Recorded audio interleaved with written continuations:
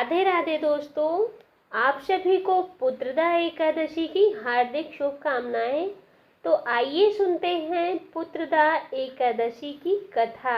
भगवान श्री कृष्ण के मुख से सभी एकादशी व्रत का महात्म्य सुनते हुए धर्मराज युधिष्ठिर ने एक दिन भगवान श्री कृष्ण से कहा, हे प्रभु, कल्याणकारी और महापूर्णदायक कथाएं सुनकर मेरे आनंद की सीमा नहीं है और इन एकादशियों के प्रति मेरी जिज्ञासा बढ़ने लगी है।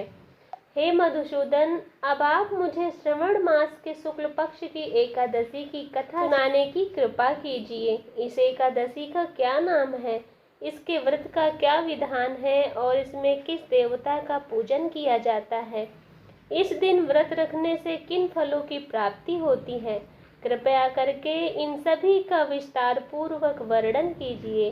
धर्मराज युधिष्ठिर की बात सुनकर भगवान कृष्ण कहने लगे, हे धर्मराज, श्रवण मास के शुक्ल पक्ष की एकादशी की कथा के श्रवण मात्र से ही अनंत यज्ञों का फल प्राप्त होता है। धर्मराज, द्वापर युग के आरंभ में ही महिष्मती नाम की एक नगरी थी। उस नगरी में महाजीत नाम का एक राजा राज्य करता था। वह पुत्रहीन था, इसलिए वो सदा दुखी रहता था। उसे वह राज्य, सुख, वैभव सभी कुछ ही कष्टदायक लगता था, क्योंकि पुत्र के बिना मनुष्य को इस लोक और परलोक दोनों में ही सुख नहीं मिलता। राजा ने पुत्र प्राप्ति के लिए बहुत उपाय किया, किंतु उसका हर उपाय निष्फल रहा। जैसे जैसे राजा महाजीत वृद्धावस्था की ओर बढ़ते जा रहे थे, वैसे वैसे उनकी चिंता भी बढ़ती जा रही थी। एक दिन राजा ने अपनी सभा को संबोधित करते हुए कहा कि मैंने अपने जीवन में कोई पाप नहीं किया।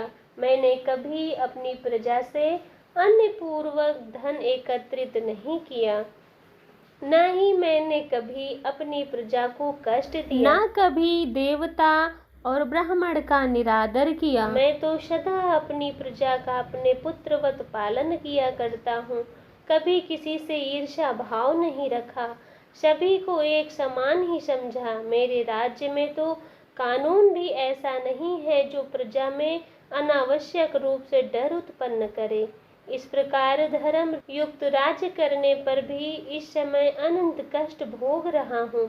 क्या कारण हो सकता है, मेरी समझ में नहीं आ रहा। आप सभी इस पर विचार करिए, इसका क्या कारण हो सकता है और क्या इस जीवन में इस कष्ट से मुक्ति मिल सकेगी? राजा के इस कष्ट के निवारण के लिए उनके मंत्री आदि वन को गए, ताकि वहां जाकर किसी ऋषि मुनि को राजा का दुख बताकर कोई उपाय ढूंढ सके। उन्होंने श्रेष्ठ मुनियों के दर्शन किए। उसे वन में वायु, व्रत और धर्म के ज्ञाता महर्षि लोमस भी रहते थे। सभी ज्ञानी महर्षि लोमस के पास गए। उन सब ने महर्षि लोमस को दंडवत प्रणाम किया, उनके सामने हाथ जोड़कर बैठ गए और कहने लगे, महर्षि के दर्शन मात्र से मेरा जीवन सफल हुआ। उन सभी को बड़ी प्रसन्नता हुई और सब ने महर्षि लोमस से प्रार्थना की कि हे देव, हम बहुत ही सौभाग्यशाली हैं जो आपके दर्शनों का सौभाग्य हमें प्राप्त हुआ। मंत्री की बात सुनकर लोमस ऋषि कहने लगे, हे मंत्रीवर, आप लोगों की विनम्रता और शुद्ध व्यवहार से मैं अत्यंत प्रसन्न हूँ। आप मुझे अपने यहाँ आने का कारण बताइए। मैं आपके कार्य को अपने समाज के अनुसार अवश्य पूरा करूँगा, क्योंकि हमारा शरीर ही परोपकार के लिए बना है।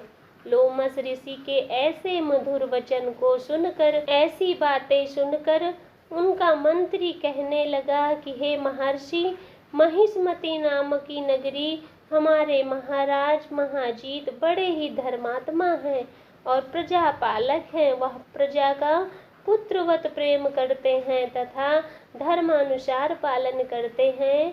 हमारे राजा अति दुखी हैं। हम लोग उनकी प्रजा हैं और हम उनके दुख से बहुत दुखी हैं, क्योंकि प्रजा का कर्तव्य है राजा के सुख में उनका साथ और दुख में उनका साथ हमेशा देना चाहिए। और उनके दुख का कारण है कि वो पुत्रहीन हैं। उनके कोई पुत्र न होने के कारण वो बहुत दुखी रहते हैं। इसलिए मैं आपसे प्रार्थना करता हूँ कि आप कोई मार्ग बताएं जिससे उनका दुख दूर हो सके। इस प्रकार अब महर्षि लोमस नेत्र बंद करके राजा के पूर्व जन्मों पर विचार करने लगे। क्षण भर के बाद उन्होंने विचार करके कहा, हे भद्रजनों, आपके राजा इस जन्म में पुत्र नहीं है, उनके पूर्व जन्म के पापों का परिणाम है। आपके राजा पिछले जन्म में अत्यंत उद्दंडी और बुरे कर्म किया करते थे। पिछले जन्म में यह एक गांव से दूसरे गांव में घूमा करते थे। एक बार श्रावण मास के शुक्ल पक्ष की एकादशी के दिन यह 2 दिन से भूखा था। दोपहर के समय एक जलाशय पर जल पीने गया इस जगह पर, और उस जलाशय में एक गाय पानी पी रही थी। उस गाय को इसने भगा दिया, उसे पानी नहीं पीने दिया, वह खुद पानी पीने लगा। श्रेष्ठ पुरुषों, इसलिए तुम्हारे राजा को इस जन्म में यह कष्ट भोगना पड़ रहा है। एकादशी के दिन भूखा रहने का यह फल हुआ कि वो इस जन्म में राजा हुआ, और प्यासी गाय को जलाशय से भगाने के कारण वह इस जन्म में पुत्रहीन हो गया। यह जानकर सभी मंत्रीगण प्रार्थना करने लगे, हे ऋषि श्रेष्ठ, शास्त्रों में लिखा है कि पुण्य से पाप नष्ट हो जाते हैं। कृपया करके आप मुझे कोई ऐसा उपाय बताइए जिससे हमारे राजा के पूर्व जन्म के पाप नष्ट हो जाएं और उन्हें पुत्र रत्न की प्राप्ति हो। तब मंत्रीगणों की बात सुनकर लोमस ऋषि कहने लगे, हे भद्रजनों, पुत्रदा एकादशी व्रत और रात्रि जागरण करो। उस व्रत का फल राजा को दान करो तो तुम्हारी राजा के यहाँ अवश्य ही पुत्र रत्न की प्राप्ति होगी। राजा के सभी पाप नष्ट हो जाएंगे। इस उपाय को जानकर मंत्री सहित सभी ने महर्षि को कोटि कोटि धन्यवाद दिया और उनका आशीर्वाद लेकर वे अपने राज्य वापस लौट आए। फिर उन्होंने लोमस ऋषि की आज्ञा अनुसार पुत्रदा एकादशी का विधान पूर्वक उपवास किया और द्वादशी तिथि को उसका फल अपने राजा को पुण्य दान कर दिया। इस प्रभाव से रानी ने जल्द ही गर्भ धारण किया और महान पुत्र की प्राप्ति हुई। पुत्र प्राप्ति की कामना रखने वाले मनुष्य को विधान पूर्वक श्रावण मास के शुक्ल पक्ष की एकादशी का व्रत करना चाहिए। इस एकादशी व्रत के प्रभाव से इस लोक में सुख और परलोक में स्वर्ग की प्राप्ति होती है।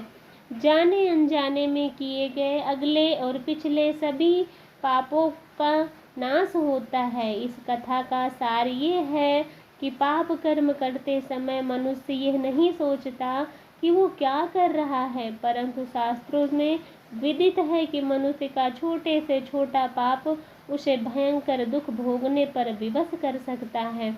इसलिए मनुष्यों को पाप कर्म करने से सदा डरना चाहिए, क्योंकि पाप नाम का धैर्य जन्म जन्मांतर तक पीछा नहीं छोड़ता। प्राणियों को चाहिए कि सत्य व्रत का पालन करते हुए भगवान के प्रति पूरी श्रद्धा और भक्ति रखे, और यह बात हमेशा ध्यान में रखे कि किसी के दिल को दुख ना हो, इससे बड़ा कोई पाप नहीं होता। और यदि गलती से इस तरह का कोई पाप हो जाए तो एकादशी का व्रत रखकर भगवान श्री हरि की विधि विधान से पूजा करके अपने पापों का प्रायश्चित करना चाहिए। जीवन में फिर कभी इन गलतियों को ना दोहराने का प्रयास करना चाहिए। यदि पुत्र प्राप्ति की भावना से यह पुत्रदा एकादशी का व्रत रखा जाए तो भगवान जरूर सुनते हैं और भगवान श्री हरि सभी पापों को क्षमा कर देते हैं। यदि पुत्रदा एकादशी की कथा आपको अच्छी लगी है तो चैनल को लाइक करें, सब्सक्राइब करें और कमेंट में ओम नमो भगवते वासुदेवाय जरूर लिखें। मिलते हैं नेक्स्ट वीडियो के साथ, तब तक के लिए राधे राधे।